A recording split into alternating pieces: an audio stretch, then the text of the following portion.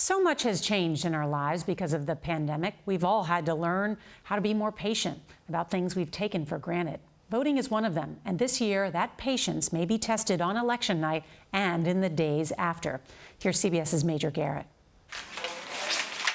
North Carolina starts mailing out ballots tomorrow, earlier than any other state. Mecklenburg County, home of Charlotte, initially sent out 6,000 absentee ballots in 2016. Tomorrow, they'll send out a record 77,000.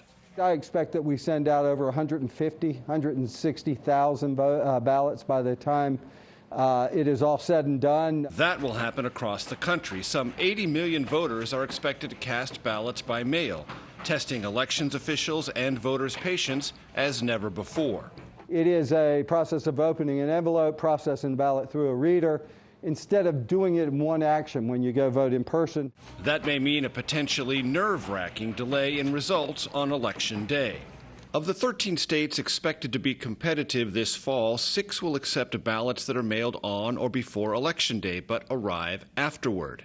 Late arriving ballots could slow down counting. A recent study indicated that nearly 70% of Biden voters intend to vote by mail, compared to less than 20% of Trump voters.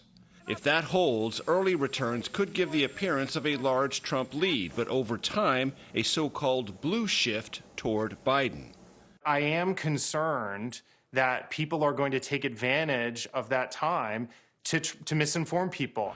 President Trump's months-long campaign of largely baseless attacks on the mail-in vote is likely to accelerate if there is no clear winner on November 3rd and in the days afterward.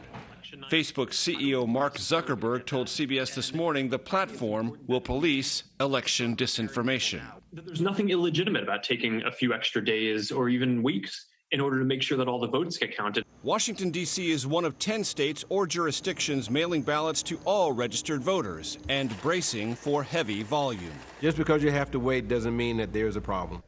This is important. America will not be blind on election night. Exit polls, databases of where mail-in ballots came from will give us important clues, as will, of course, early returns. And if it's a landslide in either direction, it won't take long. But if it is close, especially in states straining under much higher mail-in balloting volume, results could take several days, possibly a week. Nora? That's a good way to explain it. Thank you, Major.